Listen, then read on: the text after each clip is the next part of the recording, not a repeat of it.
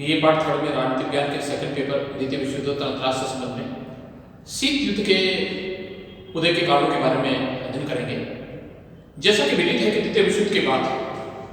पूरा विश्व पूंजीवाद और साम्यवाद नामक गुटों में विभाजित हो गया। भिन्न भिन्न सामाजिक राजनीतिक व्यवस्था की भिन्नता के कारण दोनों महाशक्तियों के मध्य सैद्धांतिक वैचारिक मतभेद हो जाते हैं, जिसे शीत युद्ध कहा जाता है। यद्यपि शीत युद्ध नहीं होते हुए एक तनावपूर्ण स्थिति होती है जिसमें कोई भी उत्तेजना या मिथ्या अनुमान मानव जाति के विनाश के लिए भावना बन सकता था। तो 16 अप्रैल 1947 में कोलंबिया के भाषण में बर्नार्ड बार्थ ने अवसाद के राष्ट्र को आगाह करते हुए कहा कि हमें धोखे में नहीं रहना चाहिए, हम शीत युद्ध के मध्य जी रहे हैं। अर्थात उन्होंने अंतर्राष्ट्रीय संबंधों के प्रसंग में वाल्टर लिपमैन ने शीत युद्ध शब्द का प्रयोग उस समय किया था जो द्वितीय महायुद्ध के बाद संयुक्त राज्य अमेरिका और पूर्ववर्ती सोवियत रूस के मध्य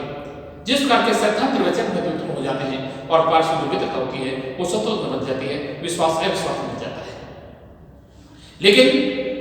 अंतर्राष्ट्रीय स्तर में इस प्रकार के सैद्धांतिक वैचारिक मतभेद का दौर चला, जिसे शीत युद्ध के नाम से जानते हैं। यद्यपि अगर शीत युद्ध नहीं होते हुए जैसा एक तनावपूर्ण स्थिति होती है, इस तनावपूर्ण स्थिति के उत्पन्न होने के बहुत सारे कारण बताए जा सकते हैं, जिनका वर्णन अग्रांकित बिंदु के थ्रू किया जा सकता है। पहला जो कारण है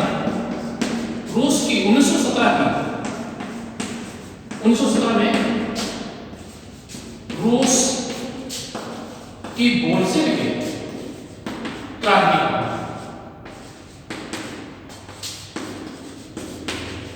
यद्यपि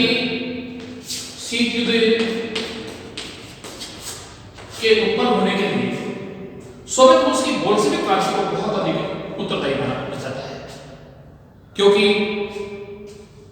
रूस के राजा को जाट कहा जाता था। वे बहुत अधिक अयोग्य दूसरे अत्याचारी शासक सिद्ध हुए, जिनके द्वारा न केवल मनमाने ढंग से कानून बनाए गए, दूसरे प्रकार के कानून लागू करने का भी प्रयास किया गया। इसलिए रूस में जब 1917 रूस में जो बोल्शेविक क्रांति संपन्न हो रही थी, जारों के विरुद्ध का आंदोलन चल रहा था, इसका आंदोलन को दबाने के लिए ब्रिटेन, अमेरिका, फ्रांस अर्थात पश्चिमी विचारधारा वाले सभी राष्ट्रों ने इस क्रांति का प्रबल विरोध किया था। लेकिन उनके विरोध के बावजूद भी ये क्रांति सफल हो जाती है। अर्थात पहली बार 1917 में रूस एक साम्यवादी राष्ट्र के रूप में उसका उद्भव हो जाता है। लेकिन 1923 तक ब्रिटेन और 1933 तक एक साम्यवादी राष्ट्र के रूप में सोवियत रूस को मान्यता प्रदान नहीं की, जबकि सोवियत रूस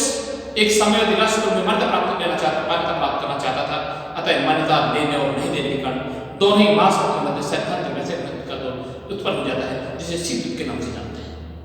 दूसरा जो कारण था युद्ध के द्वितीय मोर्चे का आवश्यक, युद्ध के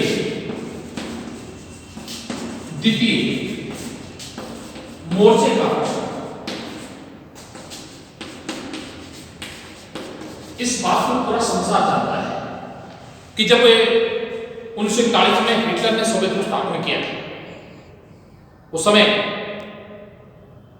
पश्चिमी यूरोप की सीमा पर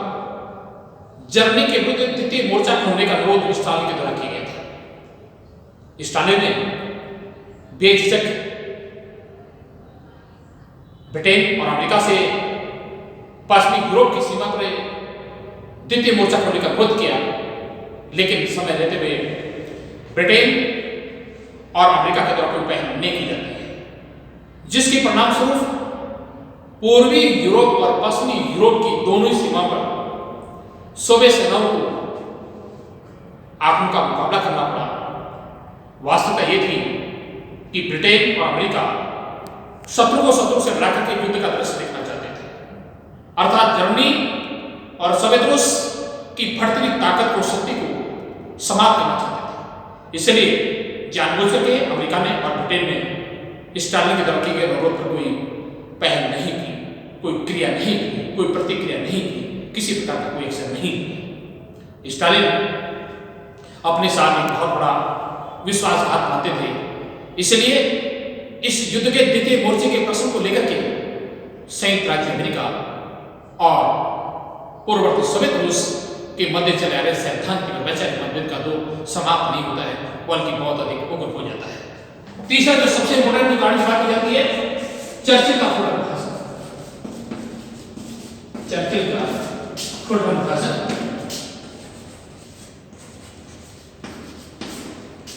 5 मार्च 1940 में चर्चिल ने फुलटन नामक स्थान पर जो भाषण दिया, इस भाषण के माध्यम से फुलटन ने वही काम किया जो कार्य किसी जलती हुई अग्नि में किसी व्यक्ति के द्वारा गेह की आहुति दी जाती है। अर्थात अब तक संयुक्त राज्य अमेरिका पूर्ववर्ती सोवियत रूस के मध्य जिस प्रकार के सिद्धांत वैसे प्रचलित का दौर चला था, इस प्रकार के मतभेदों को और अधिक उग्र करने का काम चर्चिल के द्वारा किया गया। चर्चिल ने सोवियत संघ के विरुद्ध कठोर आक्रामक कार्रवाई करने की सिफारिश की जाती है, विपक्ष की जाती है, अर्थात अमेरिका को साम्यवादी गतिविधियों पर प्रभावशाली अंकुश लगाने के लिए उसे मोटिवेट किया जाए, प्रेरित किया जाता है। चर्चिल ने कहा कि बाल्टिक से लेकर के एड्रियाटिक तक का संपूर्ण जो क्षेत्र है वो न केवल सोवियत संघ के प्रभाव से जा चुका है, बल्कि उस क्षेत्र में रहने वाली जो जनता है वह उसके प्रभाव क्षेत्र में भी। अर्थात उन्होंने कहा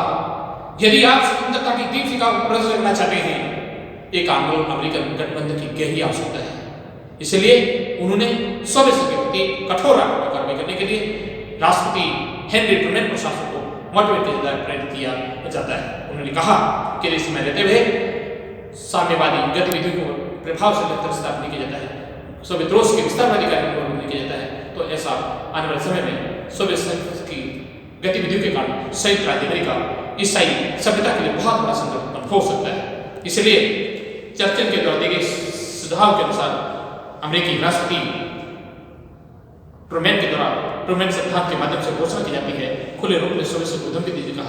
जाती है, चुनौती दी कहा जाता है कि यदि पश्चिमी गोलार्ध के भूभाग में कोई साम्यवादी आक्रामक कार्रवाई होती है तो इस प्रकार की कार्रवाई को संयुक्त राज्य अमेरिका की सुरक्षा के लिए सबसे बड़ा संकट माना जाएगा और चूंकि अमेरिका इस प्रकार की कार्रवाई को बर्दाश्त नहीं कर सकता है।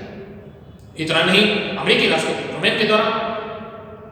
सोवियत संघ के प्रत्येक कार्यक्रम को अवरोध करने के लिए साम्यवादी रणनीति को अमेरिकी विदेश नीति का आधारशिला के रूप में मान्यता प्रदान का आधारशिला के रूप में बनाया। उन्होंने टर्की यूनान को लगभग 40 करोड़ अरब डॉलर की सहायता देने का भी निश्चय किया। मार्शल योजना के तहत 1948 से 1992 के बीच लगभग 12 अरब डॉलर की आर्थिक सहायता प्रदान करने का काम किया जाता है। इसी प्रकार से 400 कार्यक्रम स्कीम्स को लागू जाता है, प्रत्येक अमेरिका की योजना को किया जाता है, उद्देश्य ही रहता है। तो कहने में यह था कि चर्चिल ने इसका जो काम किया फुलटन भाषण के माध्यम से संयुक्त राज्य अमेरिका और सोवियत रूस से चलाए सिद्धांत को समाप्त करने और उन्हें ऊर्जा प्रदान करने का महान काम किया। अगला सबसे इंपोर्टेंट जो चौथा जो काम की बात करती है, उत्तरी इराक से सोवियत सेनाओं की वापसी का मामला। द्वितीय विश्व युद्ध के बाद जो शांति समझौते थे उनके अनुसार दक्षिणी ईरान से अमेरिकी फौजों को वापस लाना था और उत्तरी ईरान से सोवियत सेनाओं को वापस लाना था। लेकिन युद्ध की समाप्ति के बाद दक्षिणी ईरान से अमेरिका के द्वारा अमेरिका ने अपनी सेना को वापस बुला लिया, लेकिन स्टालिन ने उत्तरी ईरान से सोवियत सेनाओं को वापस बुलाना उचित नहीं माना, उचित नहीं समझा। उन्होंने अमेरिकी द्वारा किए गए प्रयासों के फलस्वरूप विश्व जनमत के दबाव के कारण उन्हें उत्तरी ईरान से जब तक सोवियत सेना को नहीं हटाया, जब तक वापस नहीं बुलाया, जब तक 51% लाभांश वाली सोवियत ईरानी तेल कंपनी स्थापना समझौता नहीं कर लिया, उसके पश्चात सोवियत सेना को वापस बुलाया जाता है। तो उत्तरी ईरान से सोवियत सेनाओं की इस प्रकार से वापसी हुई, इस प्रकार की वापसी को लेकर के अमेरिका और संयुक्त राज्य में सोवियत रूस के मध्य सिद्धांत का तो बहुत अधिक उग्र हो जाता है। अर्थात इस प्रकार के मतभेद समाप्त नहीं होते हैं, शीत युद्ध नहीं होता है, बल्कि मतभेदों में उग्रता स्थिति उत्पन्न हो जाती है। अगला जो कारण बात है, अगला जो कारण क्लास में अनुभव का रहस्य, अनुभव का रहस्य, अनुभव का जो रहस्य था इसको लेकर के भी संयुक्त राज्य अमेरिका और सोवियत रूस के मध्य चले आए सैद्धांतिक मतभेद का दौर समाप्त नहीं होता है, बल्कि उनमें एक दूसरे के प्रति अविश्वास की भावना हो जाती है, मित्रता सघन बन जाती है, सहयोग टकराव बन जाता है। जब द्वितीय विश्व युद्ध के समय जापान को पराजित करना एक बहुत बड़ा कठिन कार्य था, सभी राष्ट्रों ने जापान को पराजित करने का प्रयास किया, लेकिन सफलता प्राप्त नहीं हुई। लेकिन इस जापान को पराजित करने के लिए अमेरिका ने जिस प्रकार से अणुबम का अनुसंधान की कार्रवाई चल रही थी और इसके अणुबम के निर्माण की जो प्रक्रिया चल रही थी, तो उसकी संपूर्ण प्रक्रिया के बारे में उनके विश्वसनीय जो मित्र होते हैं ब्रिटेन और कनाडा के पास पूरी जानकारी होती है, लेकिन सोवियत रूस के पास किसी प्रकार की कोई जानकारी तक नहीं होती है, कोई जानकारी नहीं होती है। कहने में लगे था कि अमेरिका ने जानबूझ करके अणुबम के अनुसंधान को और उसके निर्माण के कार्य को ब्रिटेन और कनाडा को जानकारी दे दी, लेकिन सोवियत रूस को किसी प्रकार की बात की मान्यता नहीं लेने दी। अंत में 6 अगस्त और 8 अगस्त 1945 में जापान की हिरोशिमा और नागासाकी से जो बमबारी की जाती है और जिस प्रकार से जापान को पराजित किया जाता है, यहाँ पे सोवियत रूस को ये आशंका हो, ये रोक हो गया कि उन्होंने उनके साथ बहुत बड़ा विश्वासघात किया है और यहीं से सोवियत रूस में आणविक प्रतिस्पर्धा का दौर स्टार्ट हो जाता है। अर्थात सोवियत रूस के शासनाध्यक्ष स्टालिन ने अणुबम के स्थान पर परमाणु बम बनाने का निश्चय किया। तो यही सबसे बड़ा कारण माना जाता है। और तीसरा जो हमें अगला दिखाने की बात करती है, वीटो का अनावश्यक और अनैतिक दुरुपयोग करना। देखिए, वैसे तो संयुक्त राष्ट्र संघ के चार्टर के दौरान सुरक्षा परिषद के सदस्य होते हैं, उन्हें वीटो का अधिकार दिया गया है। वीटो का अधिकार का मतलब होता है कि जहां कोई शांति भंग करने वाला प्रत्यक्ष या परोक्ष आक्रमण कार्रवाई होती है, जब तक कोई समुचित कार्रवाई नहीं की जाए, जब तक कम से कम स्थायी सदस्यों में आम सहमति नहीं हो जाती है, इसलिए वीटो का प्रयोग किया गया था। लेकिन युद्धोत्तर विश्व राजनीति में देखा गया, सैद्धांतिक विचार के दौर में देखा गया कि सदस्यों को संघ की सदस्यता से वंचित रखने के लिए, इच्छुक राष्ट्रों को संघ की सदस्यता से वंचित रखने के लिए संयुक्त राज्य अमेरिका और सोवियत रूस के द्वारा बार-बार वीटो का प्रयोग किया जाता था। अर्थात अमेरिका नहीं चाहता था कि संयुक्त राष्ट्र संघ में साम्यवादी राष्ट्र उसे मेंबरशिप प्राप्त हो, सदस्यता प्राप्त हो। इसी प्रकार से सोवियत रूस नहीं चाहता था कि अमेरिकी समर्थक इच्छुक राष्ट्रों को संघ की सदस्यता प्रदान की जाए। लेकिन सबसे अधिक मात्रा में अगर कहीं वीटो के दुरुपयोग की बात की जाती है, तो युद्धोत्तर विश्व राजनीति में शीत युद्ध के दिनों में सैद्धांतिक विचार का दौर जब चरम सीमा पर पहुंच जाता है, उस समय सोवियत रूस के द्वारा जानबूझकर के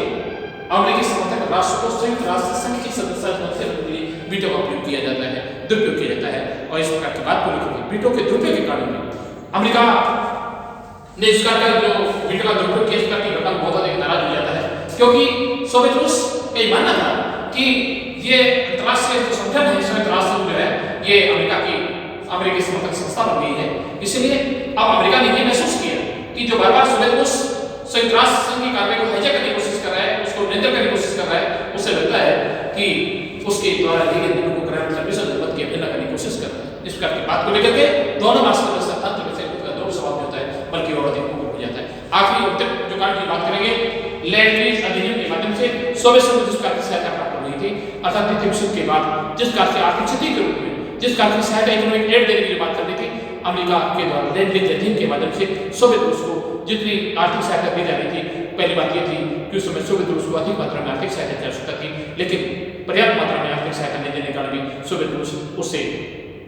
नाराज था। और उस समय स्थिति बहुत अधिक भयानक स्थिति हो जाती है जब जर्मनी के द्वारा इस प्रकार से स्वयं झुकने के अधिकार को, प्रश्न पर झुकने से अधिकार कर दिया जाता है, अर्थात जब जर्मनी के द्वारा आत्मसमर्पण कर दिया जाता है। अब जब जर्मनी ने आत्मसमर्पण करने का घोषणा कर दी, ऐलान कर दिया, उसके बाद लैंड लीज अधिनियम के माध्यम से सोवियत रूस को जिस प्रकार की सहायता प्राप्त हो रही थी, अमेरिका जिस प्रकार की सहायता दी जा रही थी, अमेरिका उस प्रकार की सहायता को बंद कर दिया जाता, रोक दिया जाता है। अतः ये कहा जा सकता है कि इसी उनके सैद्धांतिक विचार के बहुत सारे कारण रहे हैं, चाहे वो स्वतंत्रता पूर्व से भी क्रांति हो, युद्ध के दिन के वो उसका प्रश्न रहो, उत्तरायण से सोवियत सेनाओं के वापस का मामला हो, लैंड लीज अधिनियम के माध्यम से कार्रवाई की जा रही थी, उसका की कार्रवाई को लेकर रोकना भी सैद्धांतिक विचार को आगे बढ़ाने का बहुत उत्तरदायी माना जा सकता है। आज हम करेंगे। धन्यवाद।